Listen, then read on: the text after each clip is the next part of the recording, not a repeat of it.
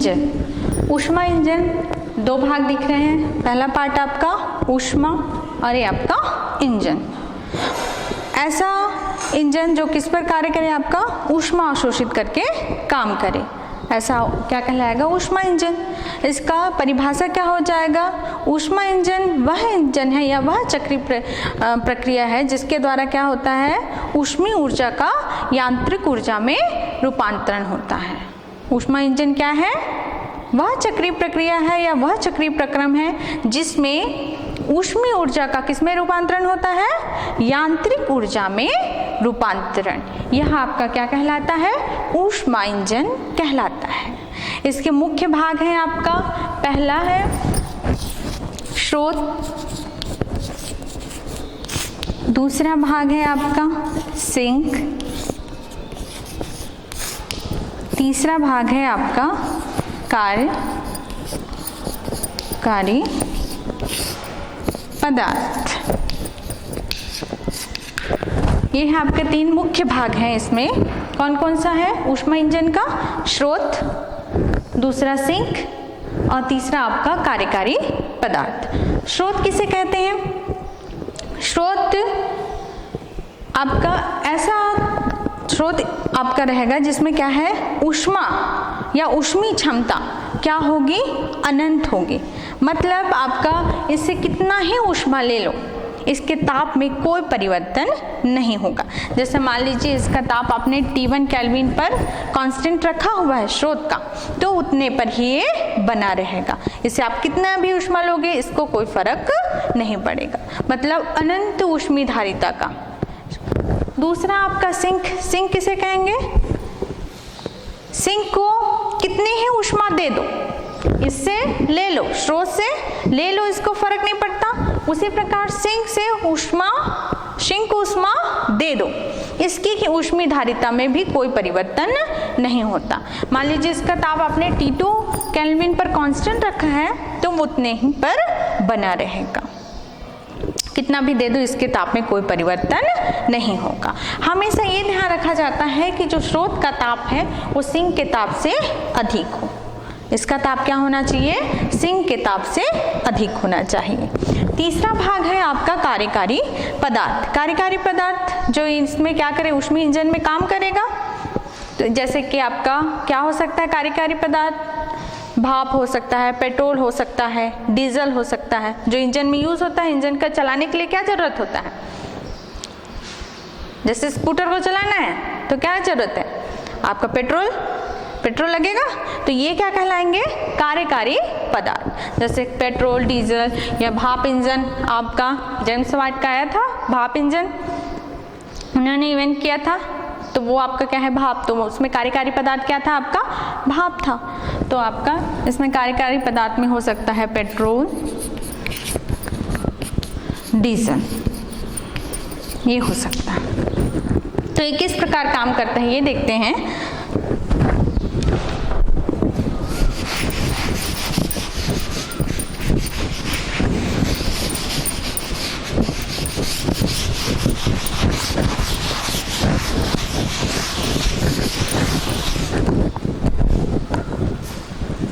ऊष्मा इंजन का ग्राफ दिया गया है, मान लीजिए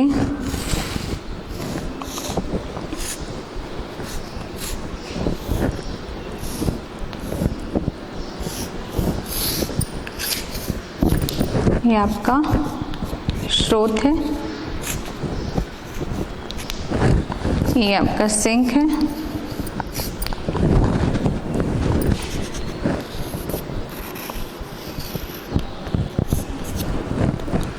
ये आपका ऊष्मीय इंजन। कार्यकारी पदार्थ जो है स्रोत से Q1 ऊष्मा लेता है और W कार्य करके Q2 ऊष्मा किसको दे देता है, सिंक को दे देता है। अतः कार्य बराबर क्या हो जाएगा, Q1 माइनस Q2। क्या होगा, कार्य कितना आएगा आपका, Q1 माइनस Q2। तो ऊष्मा इंजन में क्या होगा आपका, किस प्रकार कार्य करेगा ऊष्मा इंजन,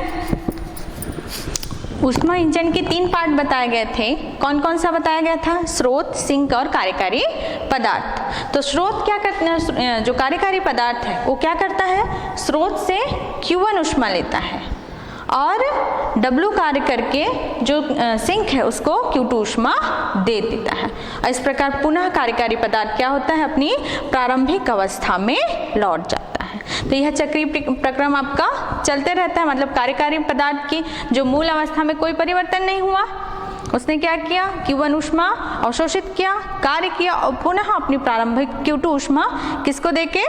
सिंक को देके अपनी प्रारंभिक अवस्था में लौट आया। तो यह प्रोसेस बार बार चलता रहता है। तो इस प्रकार आपका ऊष्मा इंजन काम करता है। मतलब आपका एक प्रकार से जो कार्यकारी पदार्थ का ज़्यादा से ज़्यादा यदि यूज़ करें तो आपका ऊष्मा इंजन भी अधिक से अधिक काम करेगा। तो इस प्रकार इसकी दक्षता की यदि गणना करनी है तो दक्षता क्या हो जाएगी? ऊष्मा इंजन की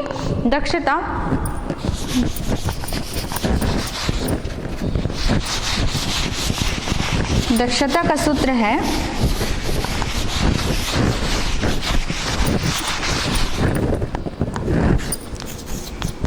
ऊष्मा इंजन की दक्षता बराबर होता है आपका, इसको ईटा से प्रदर्शित करते हैं। दक्षता को किससे प्रदर्शित करते हैं? ईटा से। तो ईटा बराबर होगा किया गया लाभकारी कार्य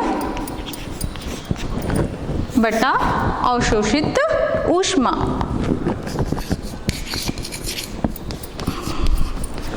बटा अवशोषित ऊष्मा, ये होता है सूत्र दक्षता का। किया गया लाभकारी कार्य बटा कितना उसने अवशोषित किया ऊष्मा कार्य करने के लिए, तो बटा क्या होगा आपका? अवशोषित ऊष्मा। तो आपका किया गया कार्य कितना है? मान लीजिए W है और अवशोषित ऊष्मा कितना है आपका? Q1 है ना। स्रोत से कितना ऊष्मा उसने अवशोषित किया पदार्थ ने? Q1। तो आपका W अपान क्या हो गया? Q1। तो eta equal to W upon Q1। अब W बराबर क्या होता है? Q1 minus Q2। तो यहाँ रख दीजिए Q1 minus Q2 upon Q1। अब इसको अलग अलग करोगे तो कितना आएगा आपका?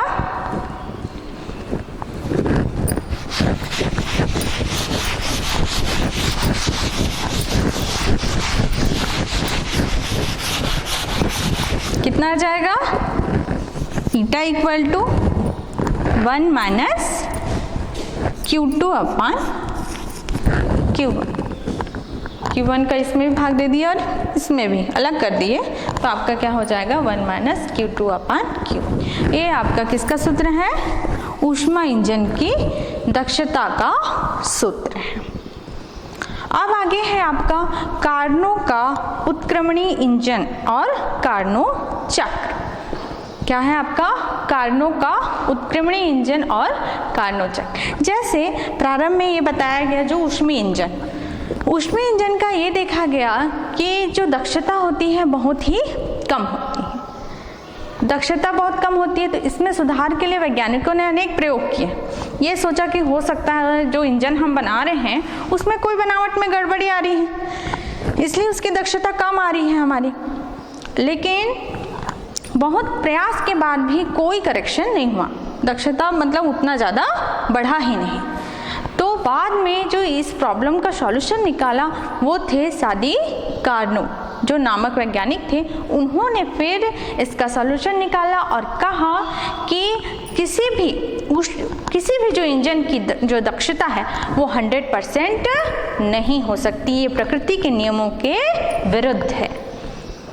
तो आपका उन्होंने इसके लिए जो करेक्शन किए वो था कि आपका जो कार्नो का उन्होंने लिया, इसमें संशोधन किया उसकी दक्षता को बढ़ाने के लिए।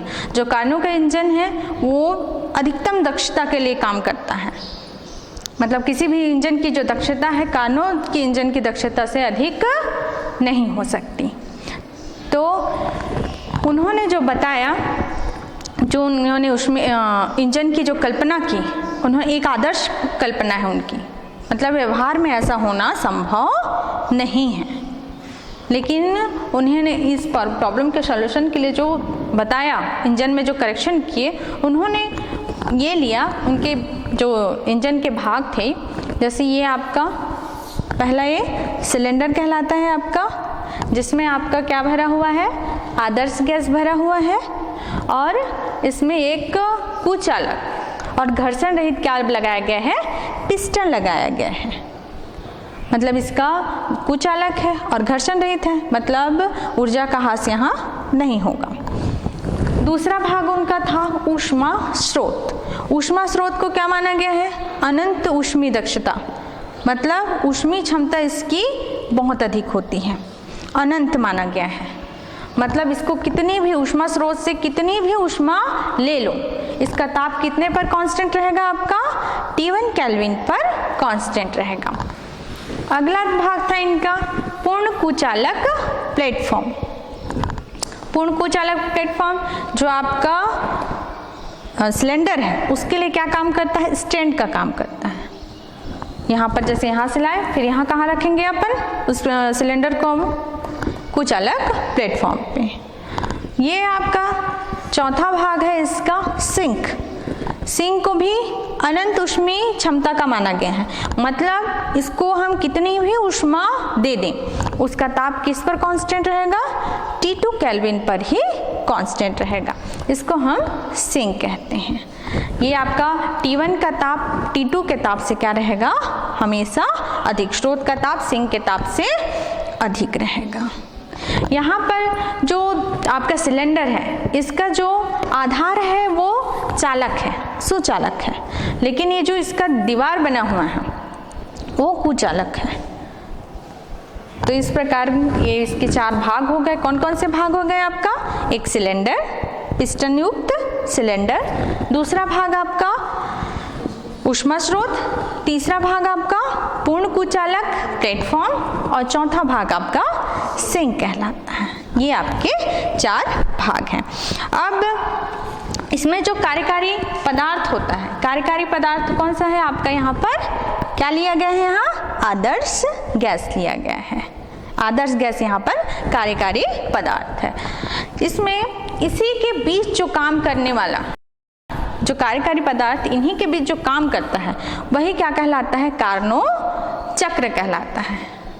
तो कार्नोट चक्र, आपका कार्नोट चक्र का मतलब क्या होता है, कार्नोट चक्र का मतलब है जो इसमें कार्यकारी पदार्थ जो है विभिन्न अवस्थाओं से गुजरते हुए अपनी प्रारंभिक अवस्था में लौट आता है। एक चक्रीय प्रक्रम के तहत, या एक प्रकार से बोला जाए उत्क्रमणीय प्रक्रम। उत्क्रमणीय प्रक्रम हुआ मतलब विभिन्न अवस्थाओं से गुजरते हुए वो क्या हो जाता है, अपनी प्रारंभिक अवस्था में लौट आता है। तो इस पूरे चक्र को क्या कहते हैं, कार्नोट चक्र कहते हैं। इनको क्या कहते हैं हम, कार्नोट चक्र कहते हैं। तो किस प्रकार काम करता है, इसको हम इसका ग्राफ के द्वारा इसका ग्राफीय निरूपण किया गया। इसी का जो जो यहाँ कार्य हो रहा है उसका क्या हो रहा है यहाँ पर, ग्राफीय निरूपण। तो हमने दो अक्ष ले लिए, एक्स अक्ष को आयतन के लिए v और y अक्ष को दाब के लिए p। दाब आयतन में परिवर्तन करके विभिन्न अवस्थाओं से गुजरते हुए आपका कार्यकारी पदार्थ किस में आएगा, प्रारंभिक अवस्था में आएगा।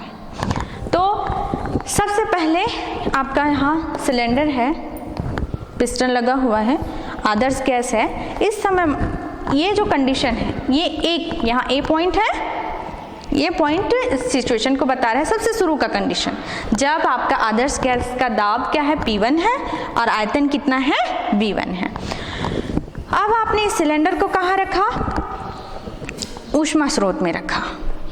ऊष्मा स्रोत में रखोगे तो उस स्थिति में क्या होगा, आपने सिलेंडर को कहाँ रखा, स्रोत में रखा है, तो वो क्या करेगा, उसमें क्या होने लगेगा, ये प्रोसेस आपका धीरे धीरे होगा और इसमें क्या होगा, समतापी प्रसार होगा। क्या होगा यहाँ पर, समतापी प्रसार। तो ये भाग बता रहा है आपके स्रोत वाले भाग को।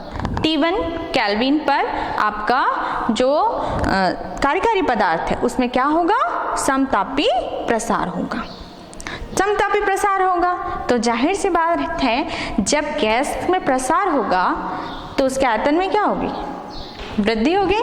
तो आयतन V1 से क्या हो गया, V2 बढ़ गया। अब आयतन में वृद्धि होगी तो दाब में क्या होगी, कमी होगी। तो दाब डाउन हो गया, तो दाब P1 से क्या हो गया, P2 हो गया। ये हो गया। अब इस सिचुएशन में जब भी प्रसार होता है तो उसकी आंतरिक ऊर्जा में क्या होती है, कमी होती है।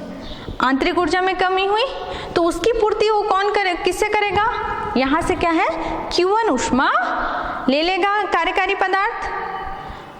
Q1 ऊष्मा लेके आपका क्या हुआ, उसका दाब P1 से P2 और आयतन V1 से V2।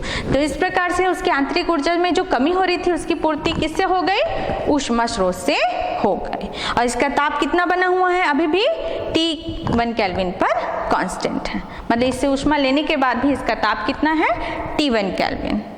इसमें कोई फर्क नहीं पड़ा।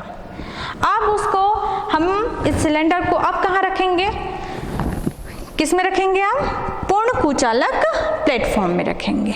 पूर्ण कुचालक प्लेटफॉर्म मतलब यहाँ पे, तो यहाँ पर आपका क्या होगा, पूर्ण कुचालक प्लेटफॉर्म में प्रसार होगा पुनः पिस्टन का, सिलेंडर में प्रसार होगा जिससे पिस्टन कहाँ है, ऊपर की ओर उठेगा, जिससे आपका आयतन में फिर से बढ़ोतरी होगी। आयतन V2 से क्या हो गया, आपका क्या हो गया, V3 हो गया। और दाब क्या हो गया, प्रसार हो रहा है तो दाब में कमी होगी, तो P2 से क्या हो गया, P3 हो गया। लेकिन यहाँ कौन सा प्रसार हो रहा है, रुद्धोष्म प्रसार। रुद्धोष्म प्रसार का मतलब क्या होगा, रुद्धोष्म प्रसार का मतलब क्या है, प्रसार होगा तो इसमें क्या होगा, आंतरिक ऊर्जा में कमी होगी, मतलब ताप क्या हो जाएगा, कम हो जाएगा। मान लीजिए पहले ताप उसका क्या था, इस आदर्श गैस का भी ताप कितना है, T1 केल्विन पर कांस्टेंट रखा गया है।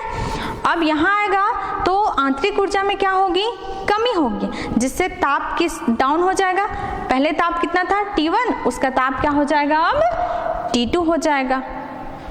तो इस स्थिति में ताप क्या हो गया, कम हो गया। तो इसमें कौन सा प्रसार हो रहा है, रुद्धोष्म प्रसार हो रहा है। ये पूरा कुचालक की दीवार है, अतः ये क्या है, यहाँ पर बाहर से ऊष्मा का मतलब वातावरण से इसका कनेक्शन नहीं रहेगा। इसके बाद आप इस सिलेंडर को कहाँ रखोगे, सिंक में रखेंगे, सिंक में रखेंगे। अब ये वाला कौन सा कंडीशन हो गया आपका, ये रुद्धोष्म प्रसार पूर्ण कुचालक प्लेटफॉर्म। अब आपका कौन सा कंडीशन आएगा, समतापी संपीड़न। मतलब आपका ताप जो गैस का ताप है अभी कितना हो गया है, T2 हो गया है। उसी ताप पर आप क्या कर रहे हो, सिलेंडर को कहाँ रख रहे हो, सिंक में रख रहे हो। तो यहाँ पर आप क्या करोगे, अब आपके द्वारा कार्य किया जाएगा। आप क्या कर रहे हो, पिस्टन को दबा रहे हो, तो पिस्टन को दबाने से उसका आयतन में क्या हो जाएगी, कमी होगी, और दाब में क्या होगी, वृद्धि होगी। तो दाब का आयतन क्या हो गया, V3 से V4 हो गया, और दाब कितना हो गया, P3 से P4 बढ़ गया। अब दाब बढ़ गया मतलब क्या होगा, उसकी आंतरिक ऊर्जा में क्या होगी, यहाँ पर कमी होगी कि वृद्धि होगी, वृद्धि होगी। अब आपके द्वारा कार्य किया जा रहा है जिससे उसके दाब में क्या हो गई, बढ़ोतरी हो गई, जिससे आपका जो गैस का आंतरिक ऊर्जा में क्या हो जाएगी, वृद्धि। मतलब क्या हो गया, ताप बढ़ गया तो या ऊष्मा उत्सर्जित होगी उससे, तो ऊष्मा जो उसका बढ़ी हुई ऊष्मा है वो किसको दे देगा, वो सिंक को दे देगा, और अपना ताप किस पर कांस्टेंट रखेगा, T2 केल्विन पर कांस्टेंट रखेगा। इस प्रकार आपका सिंक का ताप वही बना हुआ है, T2 केल्विन ही बना हुआ है। अब इसको सिलेंडर को पुनः किस में रखेंगे, पूर्ण कुचालक प्लेटफॉर्म। मतलब ये आपका ए वाला कंडीशन, चौथा कंडीशन। इसमें क्या होगा, पूर्ण कुचालक प्लेटफॉर्म को पर आप इस सिलेंडर को रखोगे और पिस्टन को दबाओगे, जिससे उसकी आंतरिक ऊर्जा में क्या हो जाएगी, गैस की आंतरिक ऊर्जा में वृद्धि हो जाएगी, जिससे ताप T2 से क्या हो जाएगा, आपका T1 हो जाएगा पुनः, और उसका जो आयतन है वो पुनः उसका प्रारंभिक आयतन में पहुंच जाएगा V1 में, और दाब P4 से P1 हो जाएगा। तो इस प्रकार एक चक्रीय प्रक्रम हुआ, विभिन्न अवस्थाओं से कार्यकारी पदार्थ जो है वो गया और पुनः अपनी प्रारंभिक अवस्था P1 V1 में आ गया। तो यही आपका क्या कहलाता है, कार्नोट चक्र कहलाता है। ठीक है, तो ये आपका क्लियर हो गया। ये आपका उसका पार्ट्स हो गए चारों, और इससे में जो कार्य हो रहा है उससे रिलेटेड आपका ये कर्व हो गया। ठीक है, अब हमको इसमें किए गए कार्य की गणना करनी है। तो इसमें देखते हैं कार्नो इंजन की दक्षता। हमको क्या निकालना है, कार्नो इंजन की दक्षता। तो आपका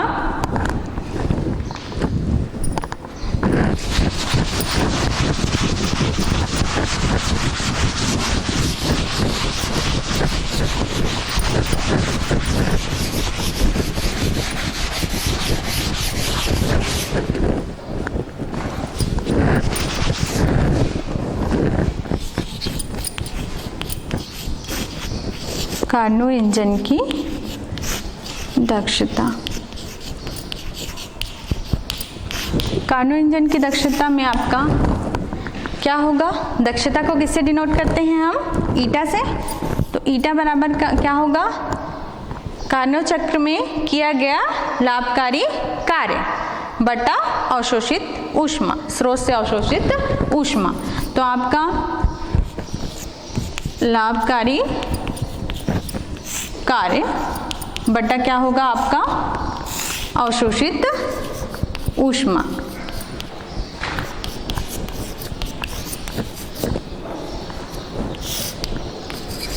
ऊष्मा W/Q1, इसका मान आपने निकाला है, क्या निकाला है, 1 - Q2/Q1 है, ये है। तो इन्हीं सूत्रों का हम यूज करेंगे। तो हमको क्या निकालना पड़ेगा, दक्षता निकालने के लिए कुल कार्य, इस पूरे चक्र में किया गया कुल कार्य आपको निकालना है। तो सबसे पहले हम देखते हैं जो जो सिचुएशन आया है, 4 है आपके, कौन कौन सा आपका, कौन कौन सा है, समतापी प्रसार, रुद्धोष्म प्रसार, समतापी संपीड़न और रुद्धोष्म संपीड़न। ये चारों कंडीशन में किया गया कार्य की गणना करनी है, फिर कुल कार्य आपको निकालना है। तो सबसे पहला कौन सा कंडीशन है आपका, कौन सा कंडीशन है, समतापी प्रसार में किया गया कार्य। पहला हम निकालते हैं,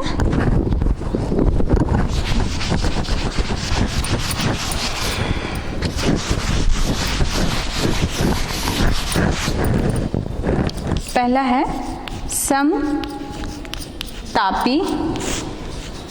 प्रसार में किया गया कार्य।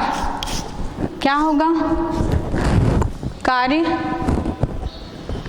आपका, समतापी प्रसार में किया गया कार्य की आपने पहले ही गणना कर ली है, W का मान निकाला है। W = कितना होता है, RT, क्या होता है आपका समतापी प्रसार में किया गया कार्य, उसके लिए आपने सूत्र निकाला था RT log V2/V1, ये निकाला था ना।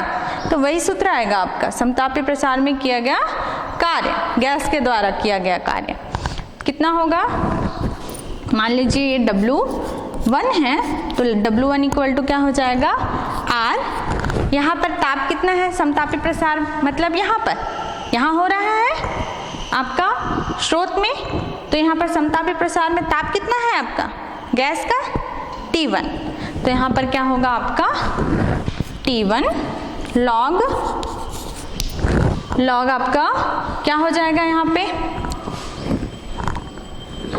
आयतन में क्या परिवर्तन हो रहा है, प्रारंभ में आयतन कितना था यहाँ पर V1 था, V1 से क्या हो गया यहाँ पर आयतन V2 हो गया। तो आयतन में परिवर्तन कितना हो गया, V1 से V2। तो आपका क्या हो जाएगा यहाँ पर V2 अपॉन V1, या आप इस प्रकार भी देख सकते हैं इसको। यहाँ पर देखिए ग्राफ में, यहाँ पर आपका समतापी प्रसार वाला कौन सा है, A और B। यहाँ पर क्या हो रहा है, आपका समतापी प्रसार हो रहा है। तो हम यहाँ पर एक आपका बंद वक्र मिल रहा है, यहाँ पे कौन सा आपका A B B small b A A। तो इससे घिरा जो क्षेत्रफल है वो होगा आपका इस समतापी प्रसार में गैस द्वारा किया गया कार्य। तो आपका क्या निकलेगा, अगर इस रूप में लिखें तो वक्र AB B A A का क्षेत्रफल ये होगा आपका उस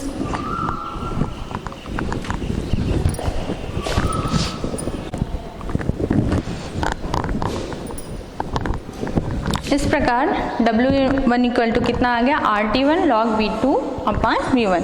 तो ये किसके बराबर होगा, एक प्रकार से आपका स्रोत से ली गई ऊष्मा, कितनी ली गई है ऊष्मा, Q1। तो ये किसके बराबर होगा, आपका Q1 के बराबर होगा।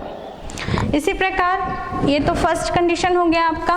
दूसरा आपका क्या है, अब दूसरा देखते हैं। दूसरा आपका क्या है, यहाँ पर क्या हो रहा है, B से C में कौन सा प्रसार हो रहा है, कौन सा प्रसार हो रहा है, रुद्धोष्म प्रसार। तो रुद्धोष्म प्रसार किस में होता है, जब हम इस सिलेंडर को किस में लाते हैं, स्रोत से हटाकर किस में रखते हैं, पूर्ण कुचालक प्लेटफॉर्म पर। तो अभी यहाँ पर था, तब दाब क्या था P2 और आयतन V2।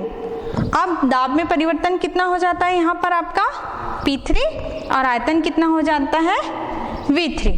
तो रुद्धोष्म प्रसार में किया गया कार्य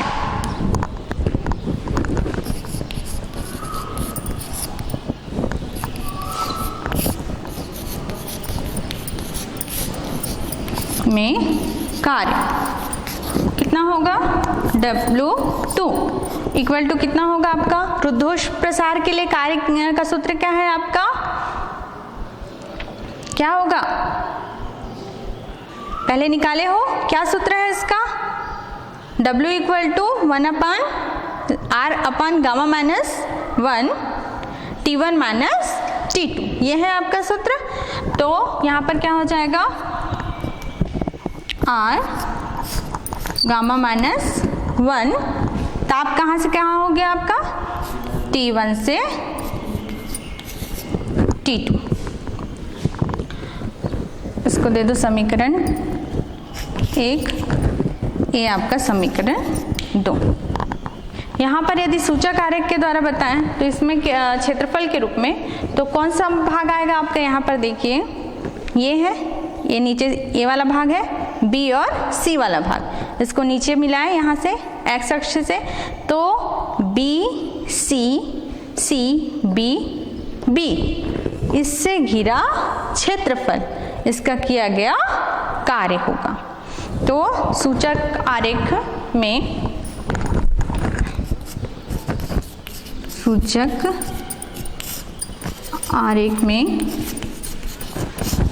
कौन सा भाग है आपका, B C C B B से घिरा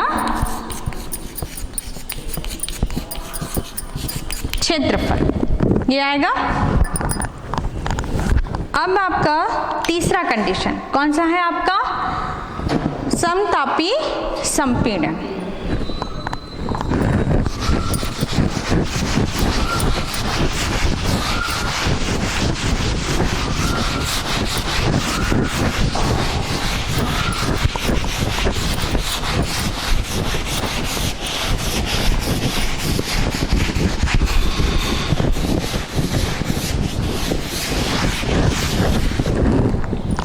समतापी संपीड़न तीसरा कंडीशन,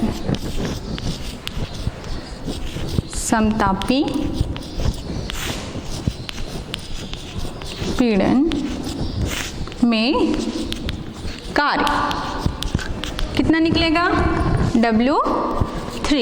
ये उस समय क्या होता है, समतापी संपीड़न कहाँ हो रहा है आपका? इसमें सिंक में हो रहा है। जब आप प्लेटफॉर्म से हटाकर सिलेंडर को कहाँ ले जाते हो?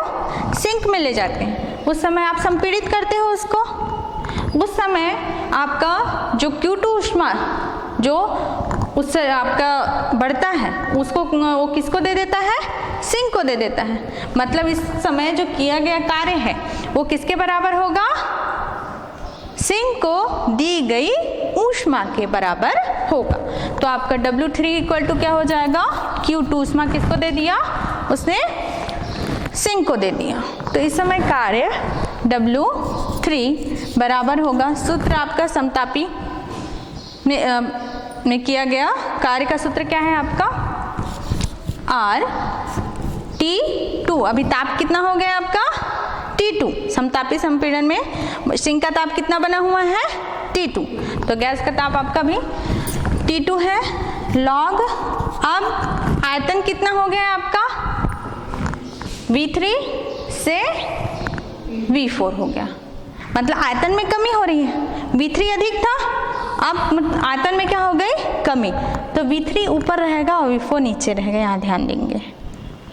ठीक है, क्योंकि V3 अधिक है और V4 कम है। तो आपका V3 अपॉन V4 या सूचर आरेख के क्षेत्रफल के रूप में बताएं तो कौन सा भाग आएगा? आप बताइए कौन सा भाग आएगा? कहाँ से कहाँ परिवर्तित हुआ? C से D। तो इससे घिरा हुआ क्षेत्रफल। तो कौन सा आपका क्षेत्रफल आएगा? C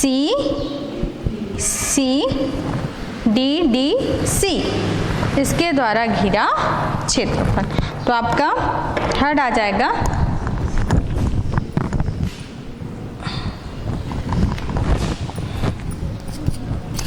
सूचक आरेख C आगे आपका क्या है? D C द्वारा घिरा क्षेत्रफल।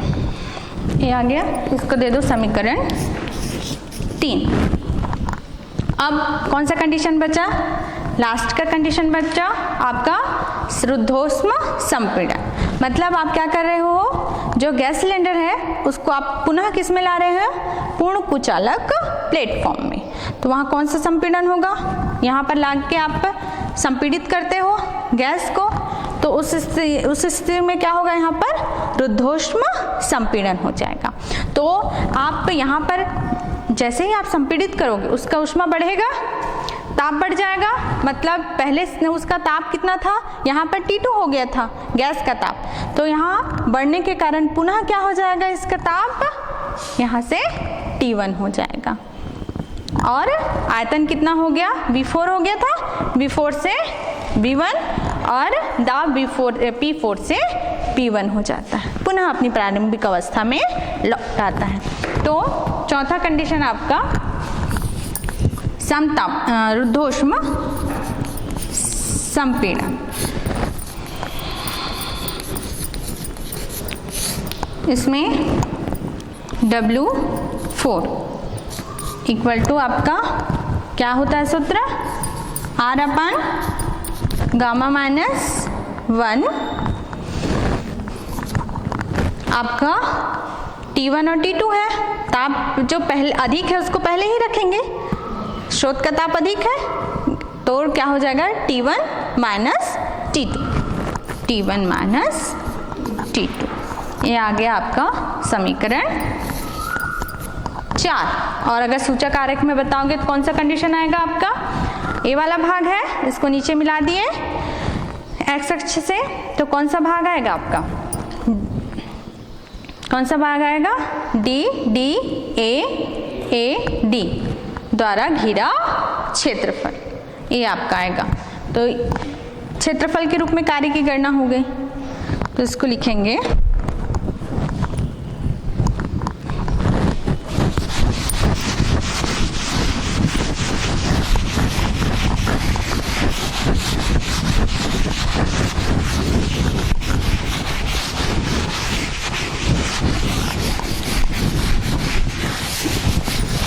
अब इस चारों प्रक्रम में किया गया कार्य हो गया, अलग अलग निकाल लिए।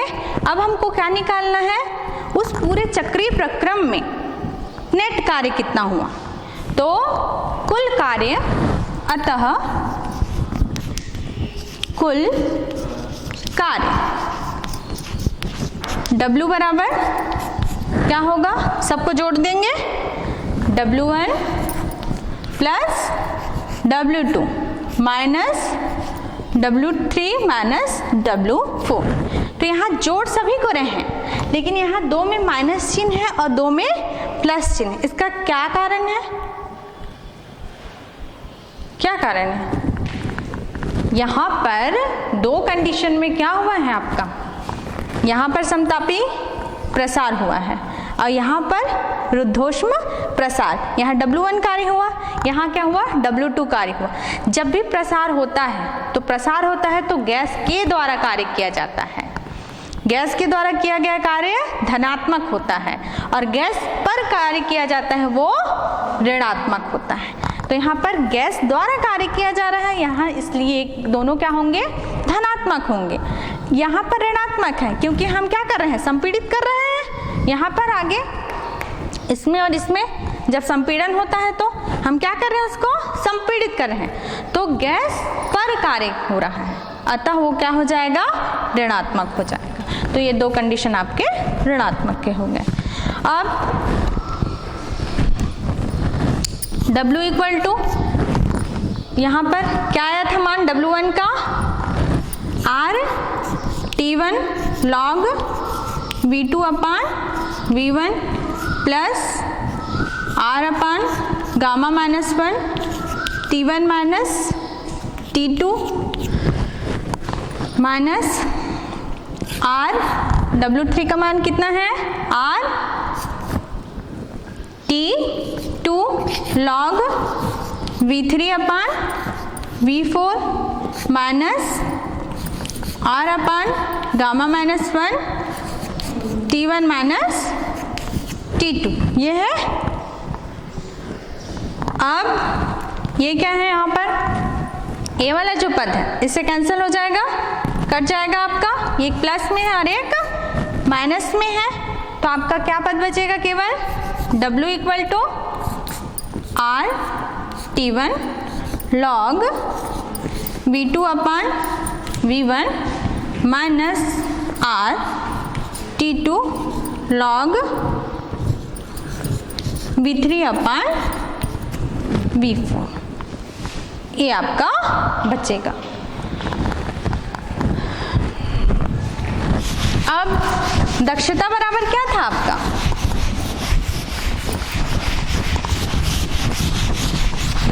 दक्षता का सूत्र क्या था, दक्षता ईटा बराबर क्या था, W अपान क्या था, Q1, W अपान Q1 था। तो ये आपका क्या है, Q1 है और ये वाला भाग आपका क्या है, Q2। ये आपका क्या हो रहा है यहाँ पर, Q1 ऊष्मा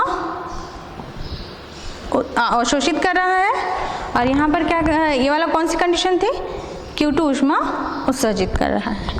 तो इस स्थिति में आपका सूत्र में मान रखोगे तो क्या हो जाएगा, W के जगह ये आएगा, तो आपका क्या हो गया, R T1 log V2 upon V1 minus R T2 log V3 upon V4 अपान क्या होगा, R, यहाँ पर ये Q1 है और ये क्या है, Q2 है, R T1 log V2 upon V1।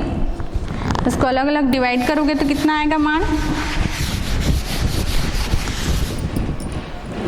Eta equal to अलग अलग डिवाइड करोगे तो कट जाएगा। यहाँ कितना आएगा 1 और यहाँ minus RT2 log V3 upon V4 upon RT1 log V2 upon V1। R से R कैंसिल हो गया तो आपका क्या बचा,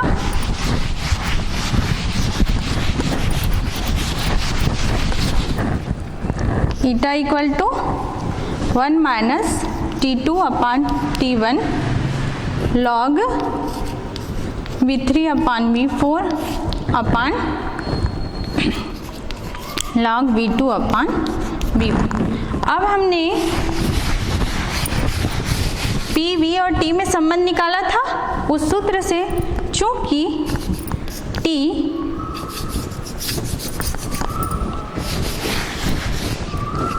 TV gamma minus 1 equal to क्या होता है, K होता है कांस्टेंट। तो आपका T1 पहले कंडीशन के लिए लगा देते हैं, T1 वहाँ पर आपका आयतन कितना है, T1 पर आयतन आपका कौन सा हो रहा है, V2, ये वाला कंडीशन ले रहे हैं आपका यहाँ पर, है ना। तो आपका आयतन कितना हो गया, V2 gamma minus 1 equal to T2 ताप कितना हो गया बाद में T2 और आयतन कितना हो गया V3 गामा माइनस 1। पहला कंडीशन, यहाँ से T1 अपान T2 कितना निकल जाएगा, V3 upon V2 gamma minus 1, ये निकलेगा। अब इसी प्रकार दूसरे कंडीशन के लिए देख लेते हैं, कहाँ पर आपका, यहाँ पर क्या हो जाएगा, T1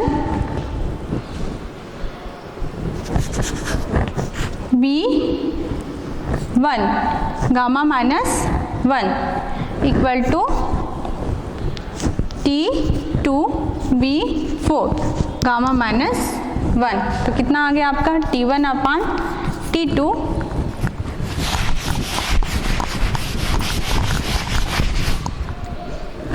equal to V4 upon V1 gamma minus 1। अब इन दोनों रिलेशन से पहला भाग ये है आपका, दोनों T1 इक्वल टू T2 इतना है और यहाँ पर T1 अपान T2 इतना है, तो ये भी एक दूसरे के क्या होंगे, बराबर होंगे। अतः आपका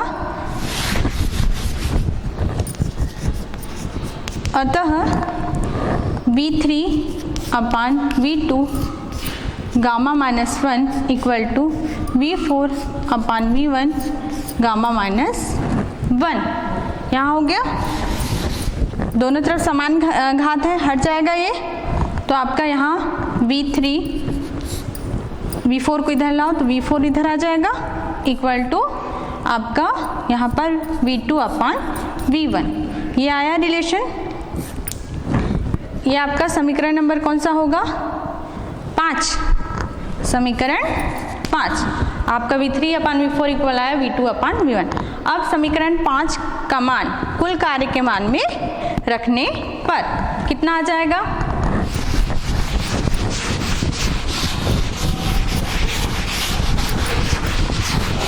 कितना आएगा, दक्षता के सूत्र में रखने पर ईटा इक्वल टू कितना निकाले थे, 1 minus T2 upon T1 log क्या था, लॉग क्या था आपका V3 अपान V4 अपान लॉग V2 अपान V1। तो वो क्या हो गया, ये दोनों तो बराबर हो गए, तो वो क्या हो गया, कैंसिल हो गया आपका समीकरण 5 से। तो आपका सूत्र क्या आ गया, eta equal to 1 minus T2 upon T1।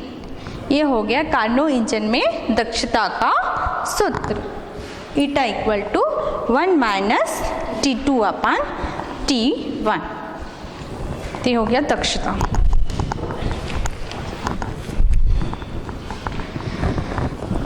आगे है कार्नो इंजन की अव्यावहारिकता, मतलब ये केवल क्या है, कल्पना मात्र थी। क्या बोला गया था, पिस्टन को क्या बोला गया है, इसको घर्षण रहित बोला गया है, लेकिन ये संभव है क्या? नहीं, थोड़ा ना थोड़ा क्या रहता है, घर्षण रहता ही है।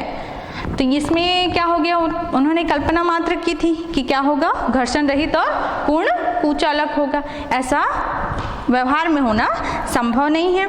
दूसरा आपका क्या बोला गया है, जो स्रोत है और सिंक है, जो उसकी तापीय धारिता क्या माना गया है, अनंत माना गया है। ये भी व्यवहार में संभव नहीं है। तीसरा ये माना गया था आपका कि ये क्रिया क्या होती है, धीरे धीरे होती है। उत्क्रमणीय प्रक्रिया बहुत ही धीरे धीरे होती है, तो ऐसा भी होना संभव नहीं है। तो इस प्रकार कारणों का जो प्रमेय था वो था दो, इसके मेन दो भाग हैं आपका कार्नो प्रमेय का, कि दिए हुए ताप पर किसी ऊष्मा इंजन की दक्षता, दिए हुए दो ताप T1 और T2 पर ऊष्मा इंजन की दक्षता उन्हीं ताप पर कार्नो इंजन की दक्षता से हमेशा कम होगी। मतलब कार्नो इंजन की दक्षता क्या होगी, अन्य ऊष्मीय इंजनों की दक्षता से अधिक होगी यदि उन्हीं तापों के मध्य काम कर रहा हो। तो ये आपका क्या था, कार्नो का प्रमेय था। और दूसरा ये था जो कार्यकारी पदार्थ है इसमें जो लिया गया है वह उसकी प्रकृति पर निर्भर नहीं करता। तो ये क्या है, कार्नो का प्रमेय है। तो आपका यहाँ तक, आज यहीं तक आपने क्या देखा, ऊष्मा इंजन और कार्नो का प्रमेय। धन्यवाद।